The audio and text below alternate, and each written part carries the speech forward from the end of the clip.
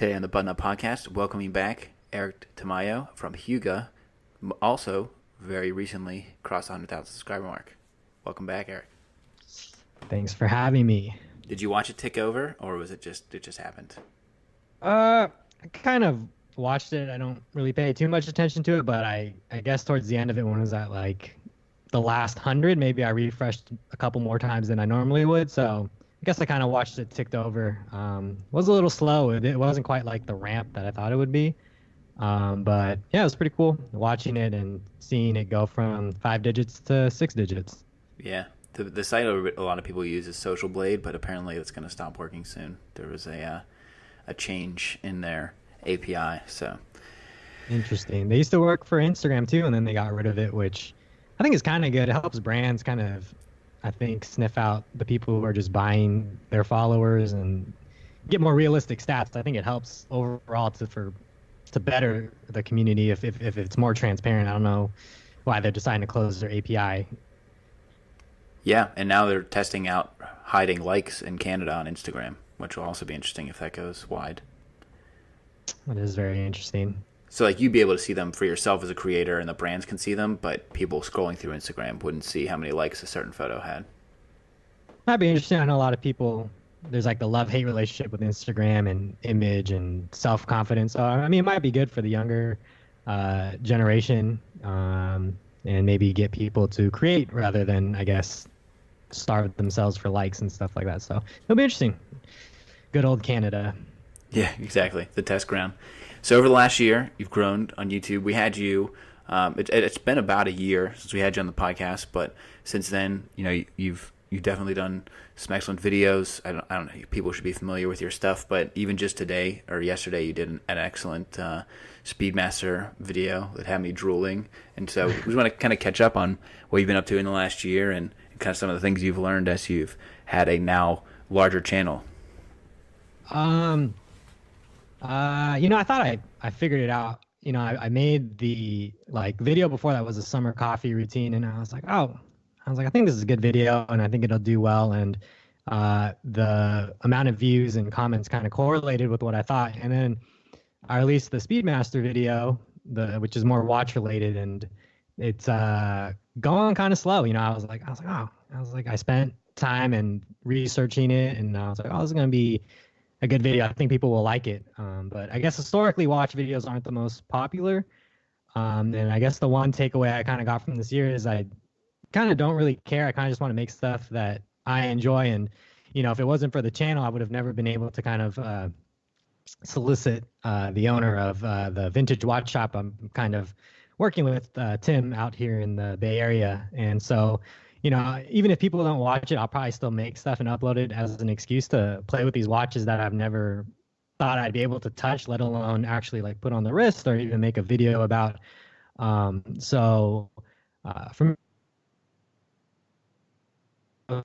just that in a weird way, it's funny. I think in the beginning, you don't really know what you're doing. You just kind of have reference points, which is, the Cavalier, the Modest Man, or other larger channels, and you kind of follow what they do. And, I went through the whole Q&A giveaway kind of things. And, you don't really see much of a return on giveaways, but I thought that was just the thing you do.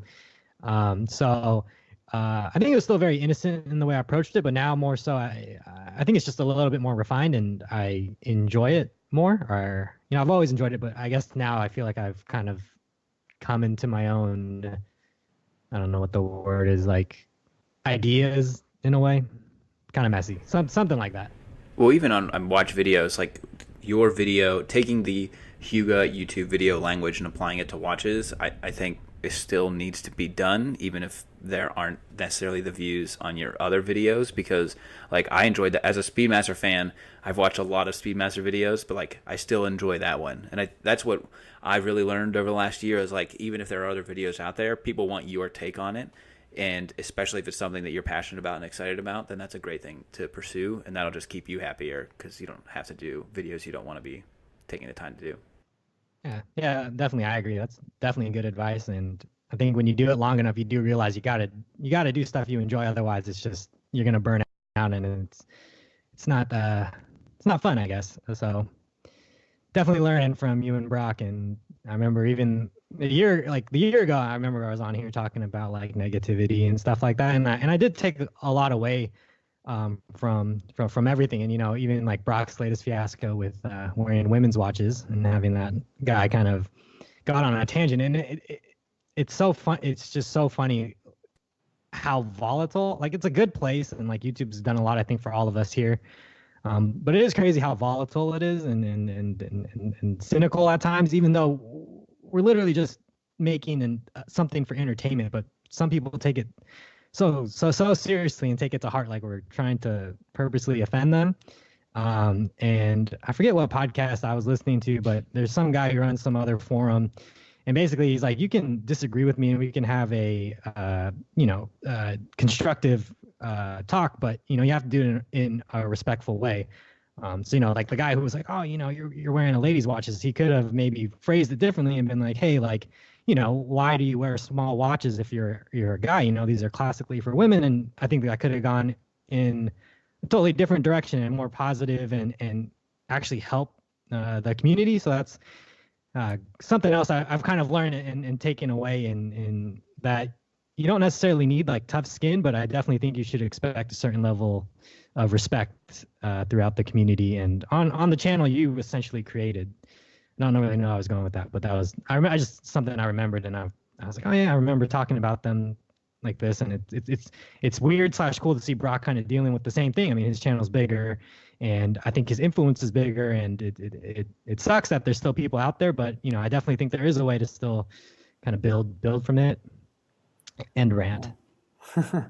Yeah, I think I'm curious to hear how your views about like the negativity on social media and also the attachment to statistics, like keeping up with Social Blade and your subscriber numbers and view counts have changed since you've grown so much.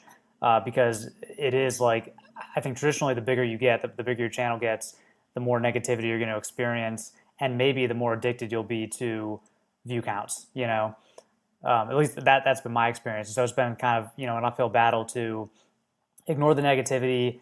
Every now and then, like in that case with that guy with the small watches, I'll take that and kind of take a public stance on it just to show people where I stand on the topic of masculinity. For the most part, those comments just get deleted.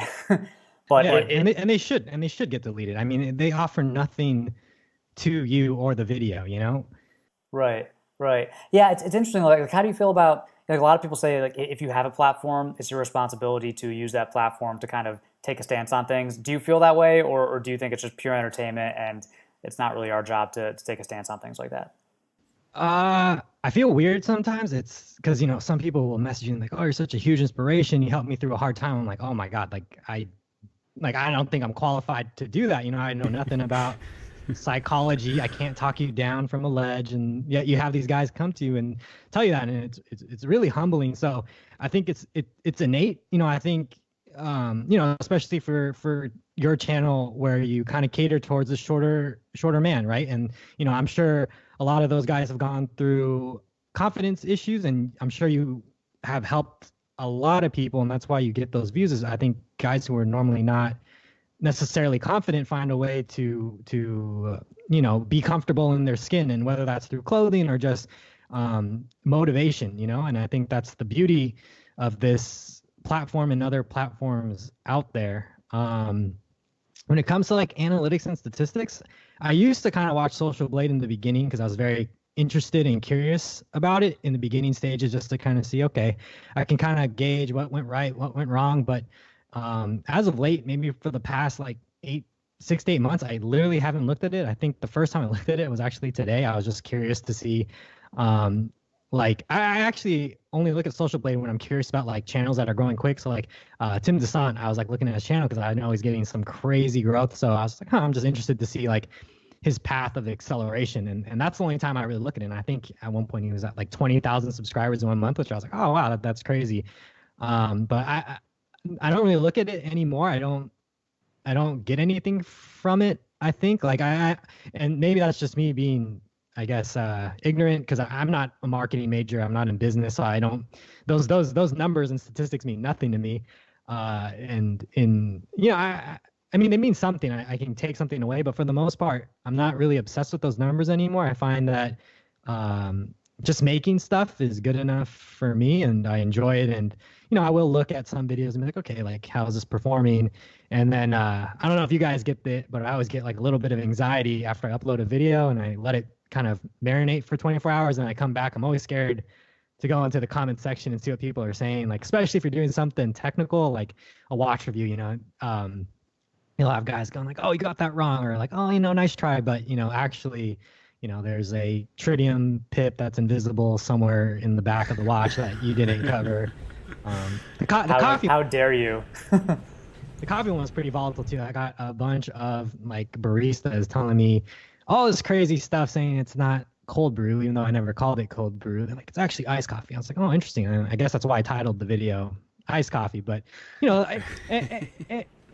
but it's good too. Like those guys, I actually don't have a problem with them. Like, yeah, like share more knowledge. I'm not saying like I am the end all be all of this hobby called coffee. Like I appreciate the input. I want people to learn, and sometimes it comes off a little harsh, but as long as they're not like completely being disrespectful, I'm like okay with that. Like if they're like, oh hey, you're wrong and this is why, and this is what you should do, I take it with a grain of salt. I know not everyone has like a different tone, and it's hard to get that tone through text. So for the most part, I kind of leave those constructive criticism and constructive feedback in the comment section, and use it and let the platform kind of be a learning resource, whether that's them actually learning from me or them learning from my mistakes. I'm okay with it, and I've learned a lot of stuff too. So it's funny, you're like the exact opposite of Jeff Morgan that we just had on from the Style OG. Like he knew my analytics better than me because he like checks other people's things. He was like,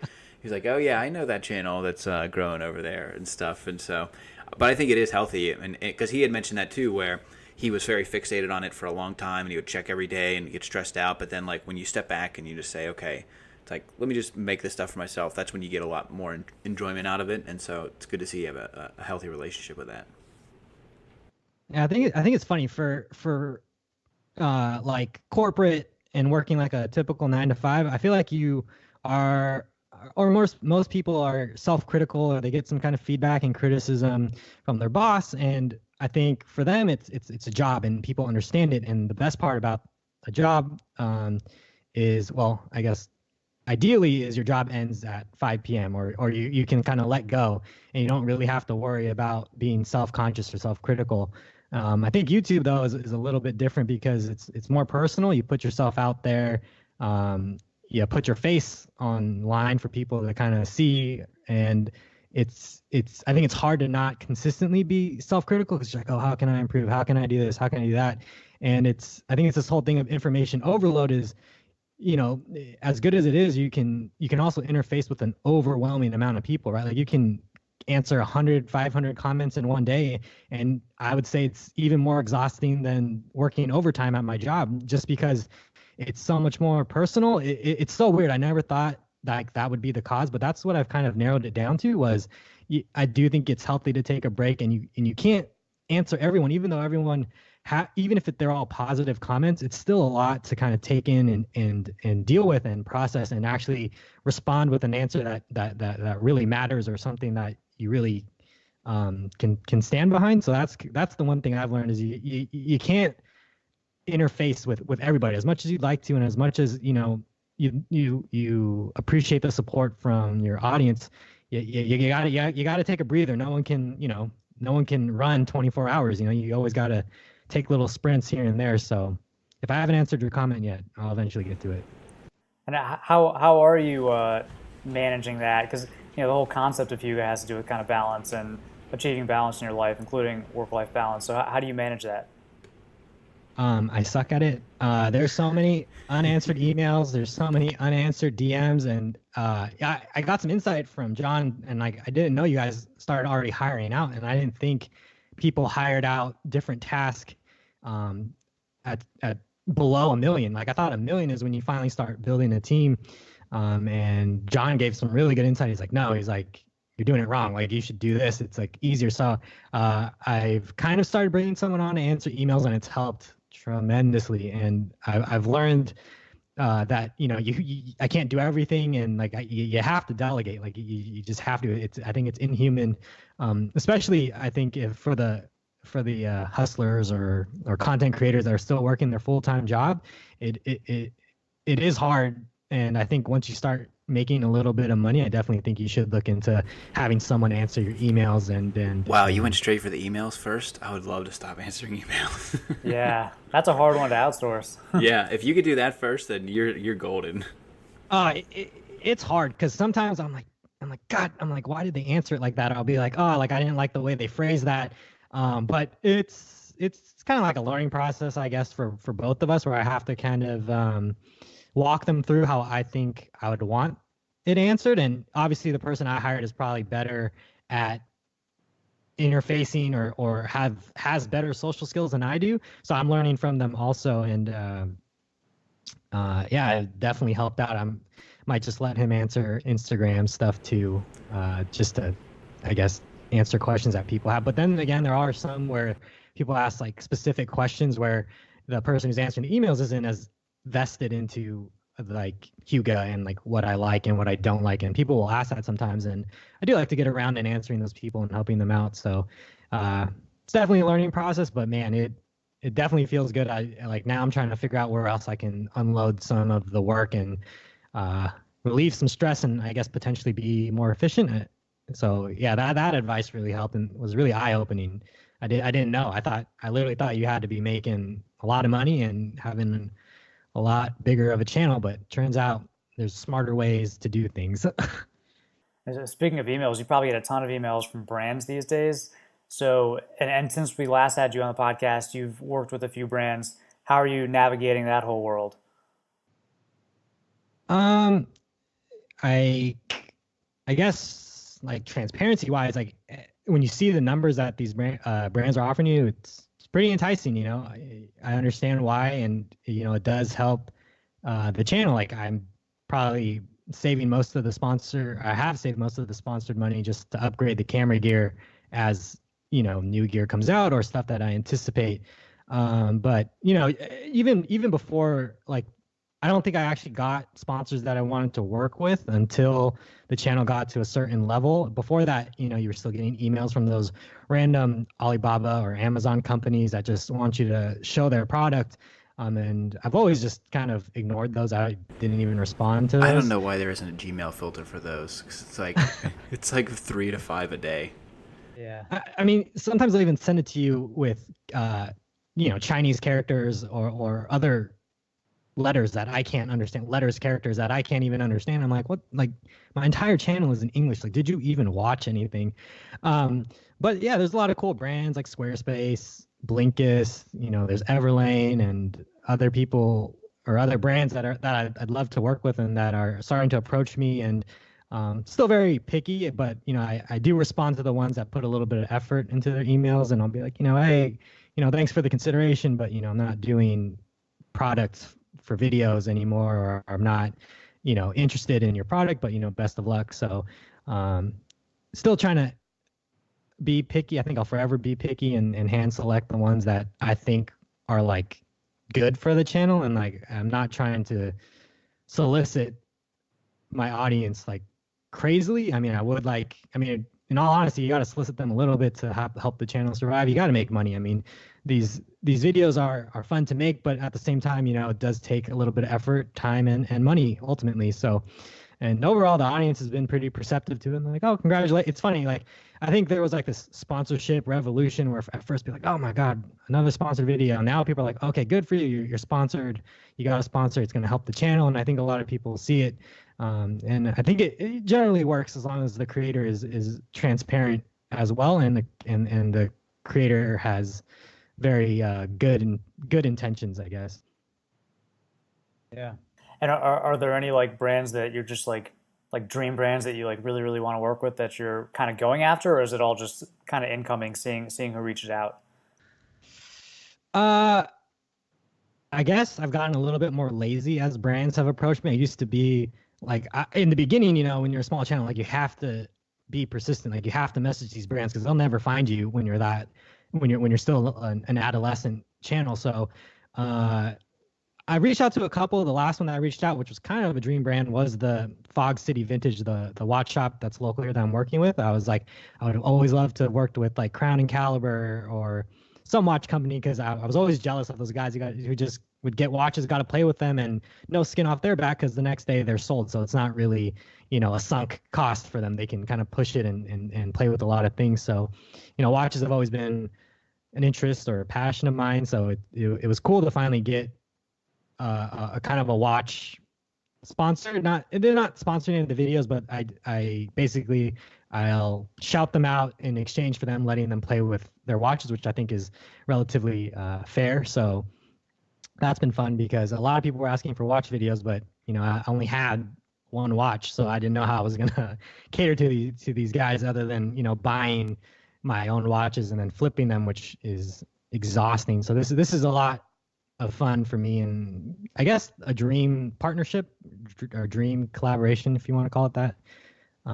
So yeah, how about you guys?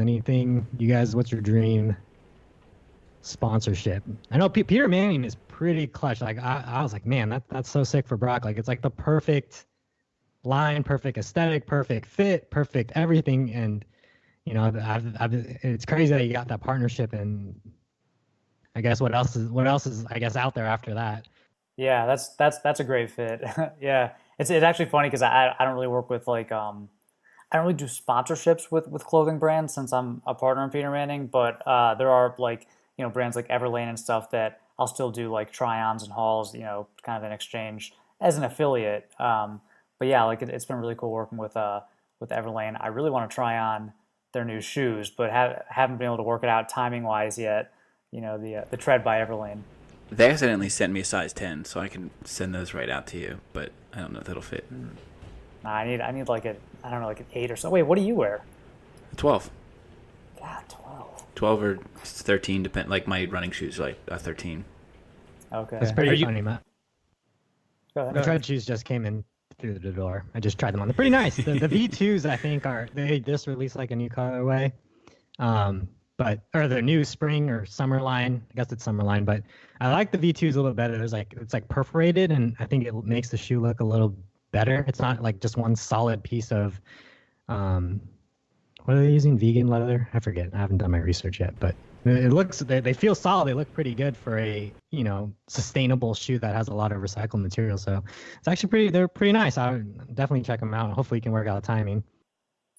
Yeah, definitely want to try those on. I know a lot of people give them some heat for being, kind of looking like old people's shoes, but I personally think they hit that like contemporary, chunky but not too big aesthetic. Like hit it right in the head.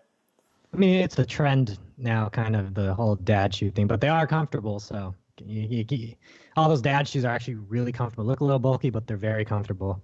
Right.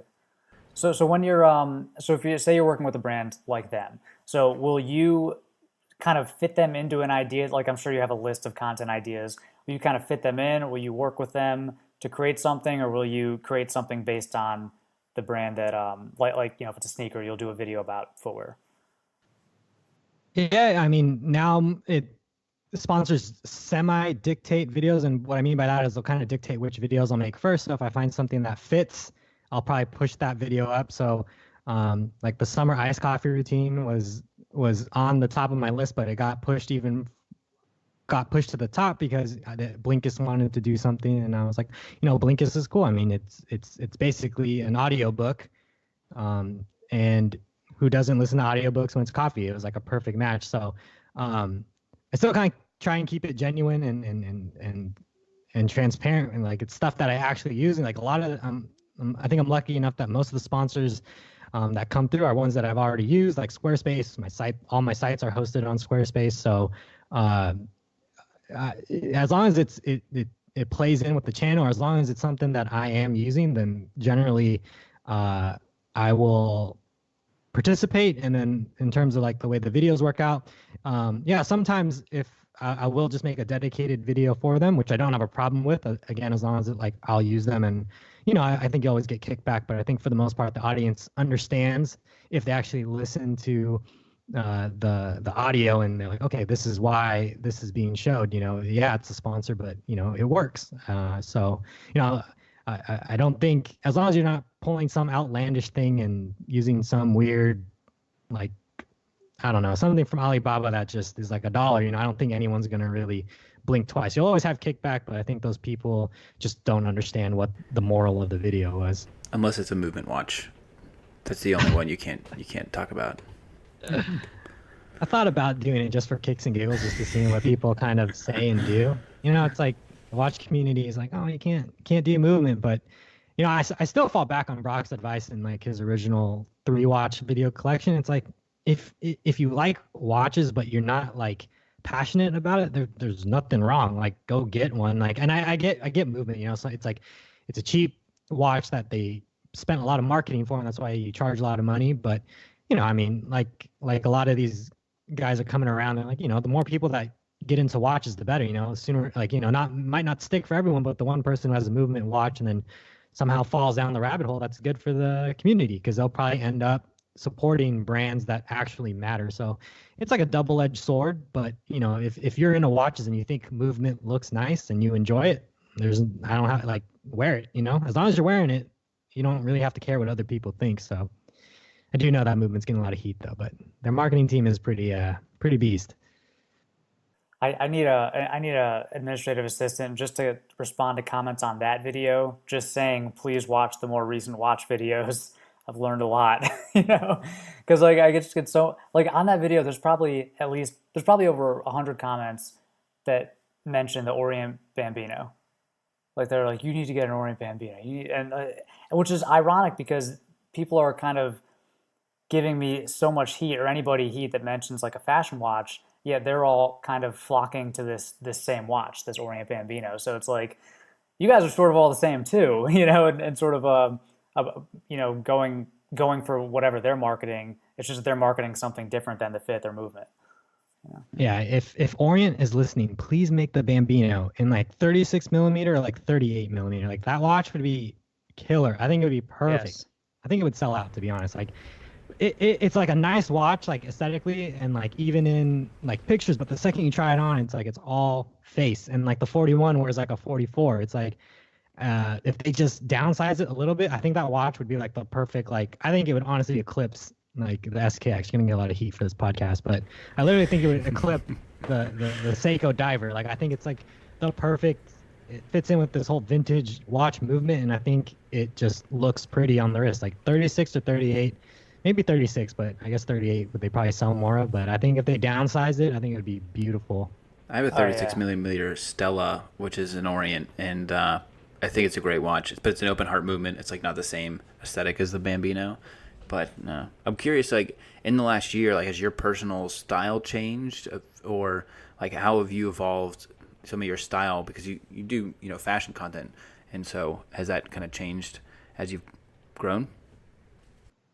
Yeah, I think, because I think I started this channel kind of at the like beginning of like my fashion journey. Like, I think I kind of figured it out to the point where I was like, oh, I think I know enough to kind of make videos on it and not get like scrutinized for it. So I think I've kind of thought about it recently, and like I feel like I want to gravitate more towards like workwear.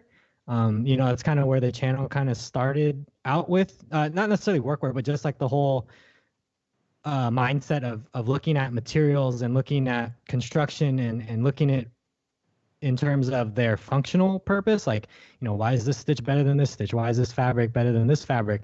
And I think slowly I've kind of realized that I've been going more and more towards, the workwear pieces that were function based first, and for some whatever reason they've transcended time and are now timeless, like the overshirt or the engineer's shirt or workman's shirt. Like, I really like those. But for the most part, still kind of like a t-shirt and chinos kind of guy. Oxford if I have a meeting, and polo if it's like really hot at work. So still very simple. I mean, still very basics based. And that's something I see in the comments. A lot of people are like, oh, you need some kind of like swag. I'm like, I don't know what swag is, but whatever. So it more or less has changed. It's been the same, with watches, I think maybe I've been getting into like smaller watches. I know you told me that you and Brock are kind of having this ongoing debate of who will get the Explorer one first. I might enter myself into that race. I've been looking at them, and I don't know. Like, I love the Submariner, but now when like after I inherited my grandpa's watch, which was like a 34 millimeter like Prince Oyster date, and I love the way it like sits on my wrist. And then every time I wear it and I look at myself in the mirror, I'm like, oh, it's pretty proportional. And then I'll put the Submariner on, which I used to think was like perfect, and now I'm like, oh, it's a little big. And I was like, and I'm like, damn, but it's like hard to like. It's like I go back and forth, but man, because the Explorer one was kind of tied when I bought the Submariner. I was like, oh, it's gonna be either one of those, and then I ended up just going for the Submariner. But now I'm like, ooh, I kind of wanna see what the Explorer one is all about. It's a great size, man. That 36 millimeter. Like I got the 34 OP data on, which is also a great size, especially on the Oyster, because it still feels kind of sporty, you know. But I feel like the smaller watch. I think things are trending in the right direction, you know.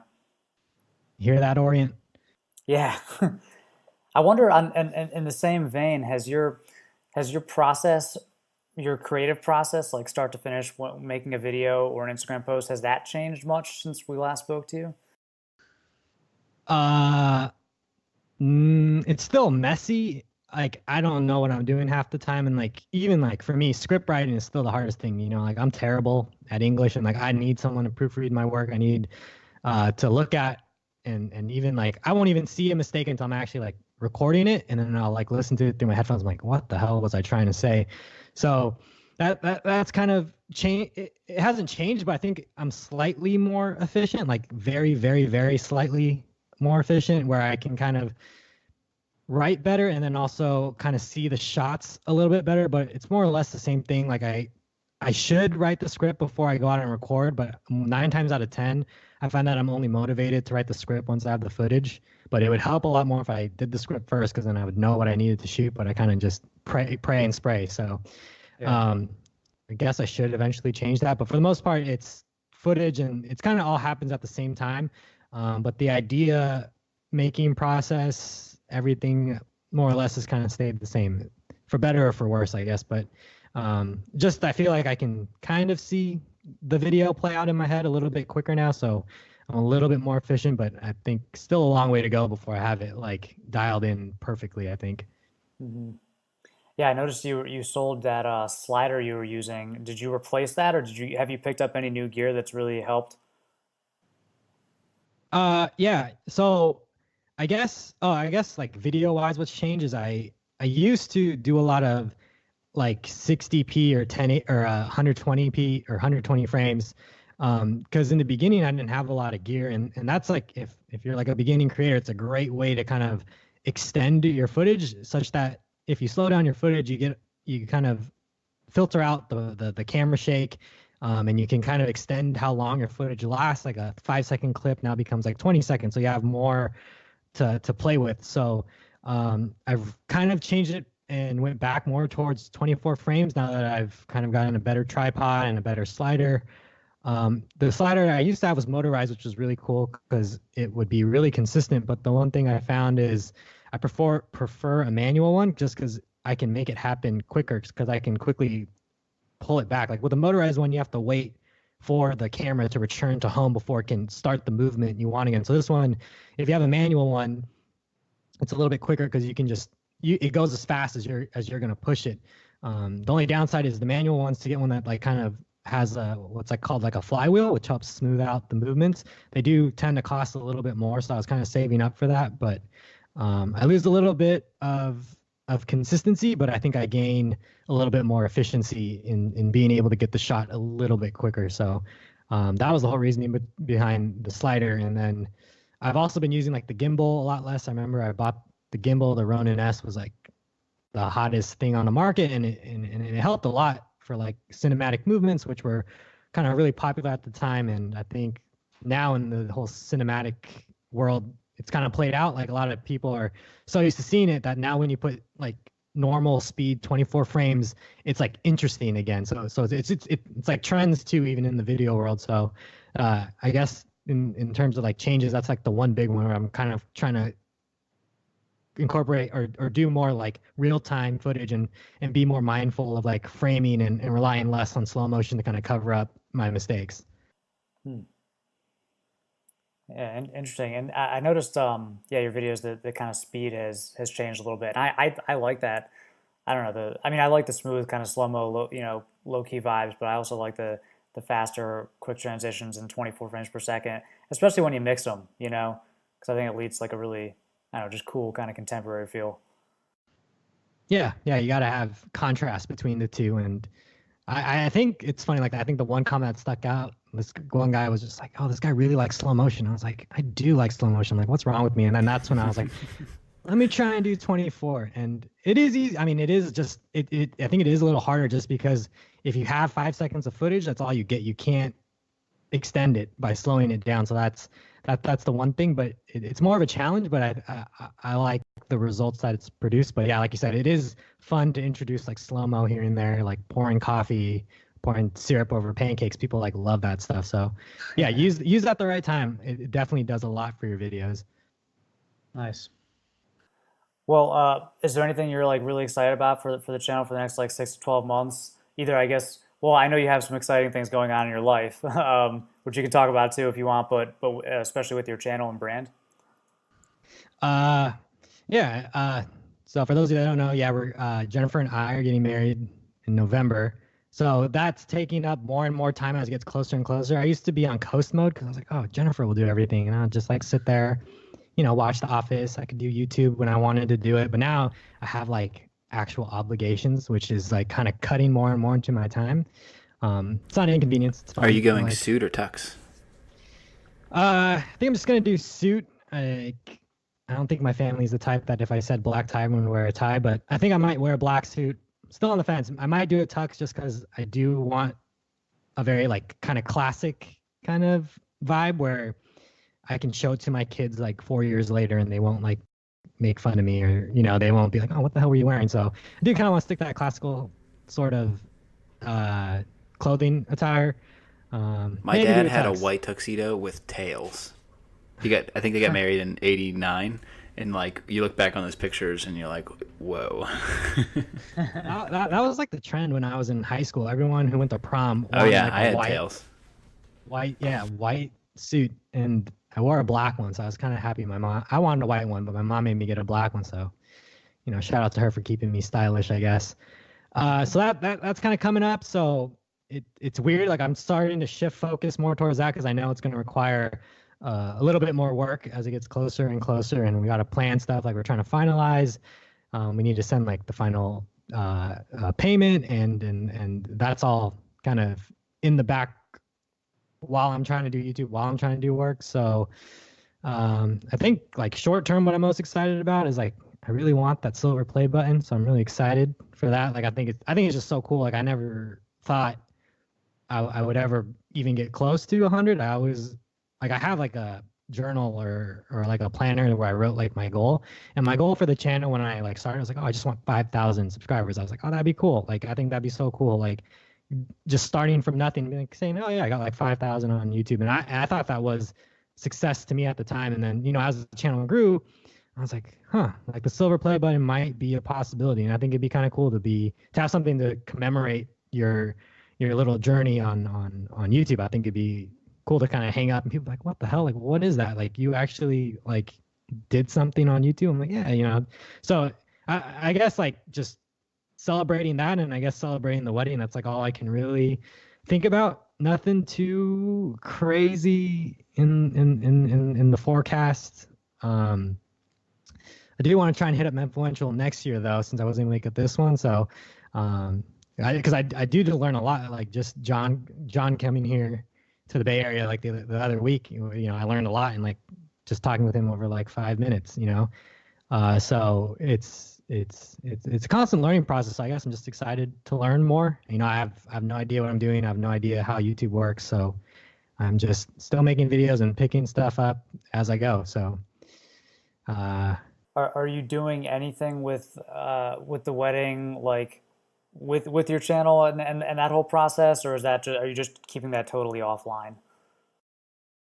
Well, I recently got a Squarespace sponsorship, so I was like, you know what, screw it. Like I'm gonna show people how I use Squarespace, and I used it for my wedding website. So I kind of let people know that, we have this website, this wedding website through Squarespace, and I thought we did a pretty good job on it.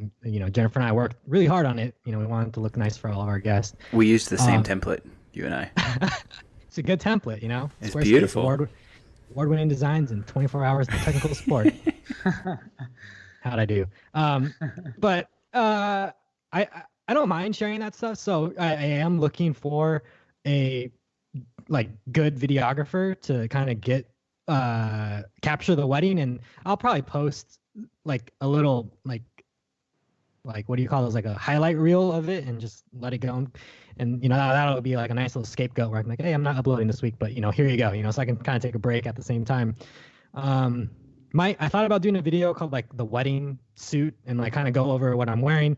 I don't know how interesting that'd be, because it's just a suit, and then maybe talk about the watch I'll wear, but that's about it. That's as interesting as it gets. So that's kind of the extent I had with the wedding. I didn't think about vlogging it or anything. Maybe create some kind of highlight reel. That's probably as much as I'll do and share, and I'll openly talk about it. Like, people want to hear about it, and they can check out the website if they want to check it out. But that's about it. So I don't really know what to expect with marriage. All I have is you and John to kind of let me know how it goes. It's great. She listens to this. No, I'm just kidding. She doesn't listen to it. Just always say yes. Yeah. Nah, it's good. It's good. So, yeah. We didn't do. I didn't do anything with, we had a really small wedding, and we just didn't. I think I posted one Instagram post, but it was just, for me, it was just nice to kind of keep it offline. I don't know. There's something nice about that. Take a little break. You also got. I remember you getting a lot of comments. People like, Brock, why are you wearing a ring now? Yeah, yeah. What's up? Yeah, with the really, ring? really kept it low key. Yeah. Yeah, that's funny. Yeah, it's good too. I think she was kind of the force that was like, hey, you should just try it. I always joked about starting YouTube. So, it's cool that all the women are in our lives are very supportive. I thought it was so weird. I was like, God, I don't know if I should talk to her about this. This is such it seemed to me like such a juvenile thing to talk about, even though I was very interested in it, and I thought it would be a lot of fun. And then she was the one who's just like, oh, you should just try it. And I was like, all right, cool. So, I think she was the original reason kind of why it started. She's like, you should just try it. And, she kind of put a gun to my head. She's like, once we have kids, you can't try it. So that was kind of the thing that tipped the scale. Those damn kids. That's where the partners in our lives are the real MVPs, because we heard that same thing from Jeff Morgan, Aaron Marino. It's always the women who are just you've been talking about this. Here's a camera, go do it. I think it's crazy for you two as well, who are both full time. I can only imagine.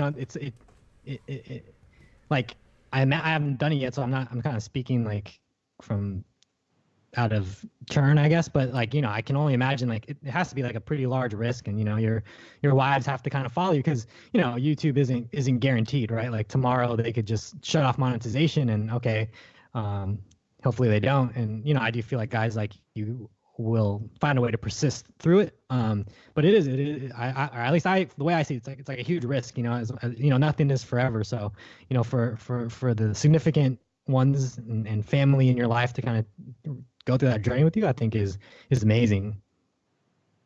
Yeah, agreed. Well, did we do rapid fire with you last time? Did we do that, John? I can't remember. It might have been right when we started it. There was a 007 question, I remember. Okay, all right. Well, now we're going to compare the answers to last time, and see how they've changed and charted over time. Yeah. So, we'll see if you've changed, if your preferences have changed in the past year. So we'll run through them real quick. All right, so Oxfords or Brogues? Still Oxfords. Capto Oxford.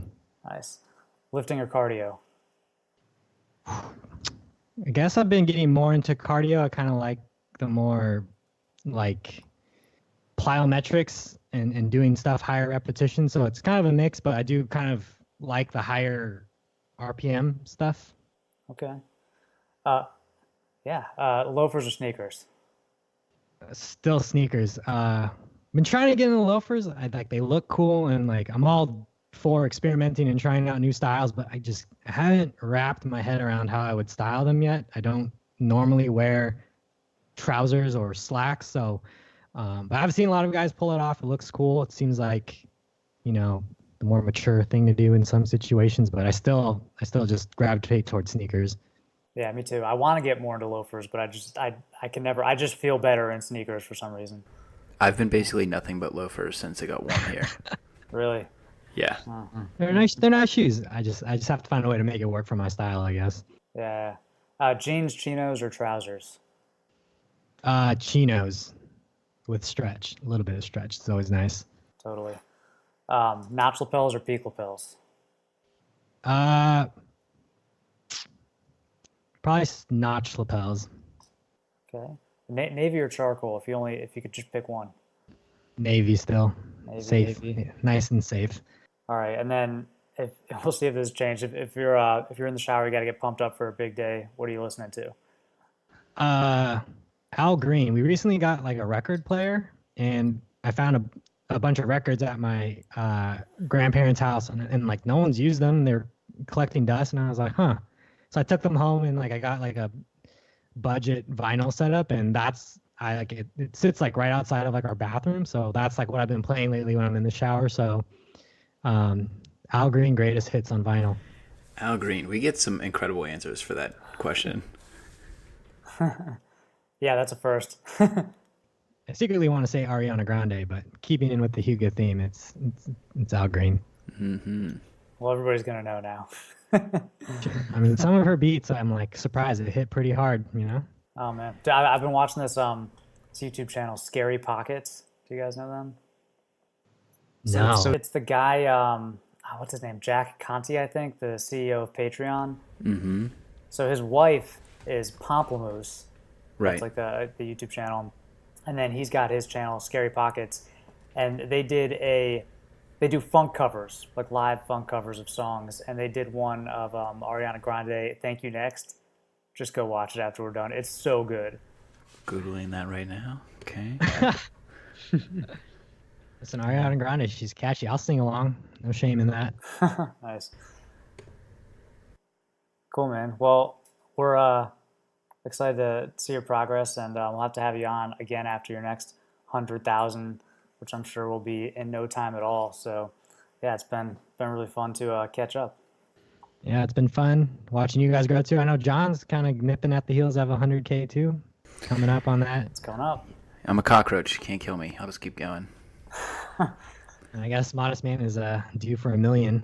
Oh god, yeah, man. YouTube, I'm in a YouTube slump, both practically and emotionally. But that's for another episode. Yeah, I'm bullish. I say right now, I'm bullish on the website and the blog and written content, even though it's not as sexy as YouTube.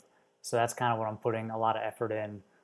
I think your website is still like very like sexy. Like I'm jealous of it. Like I started the YouTube and I was like, damn, like I really wish I had a site like Modest Man. Like it is a nice resource, and there are people who look at it, a lot of people that want a resource like that. So to have both, I can kind of understand why you might be in a slump, because it's like two things going on at once, and they're both.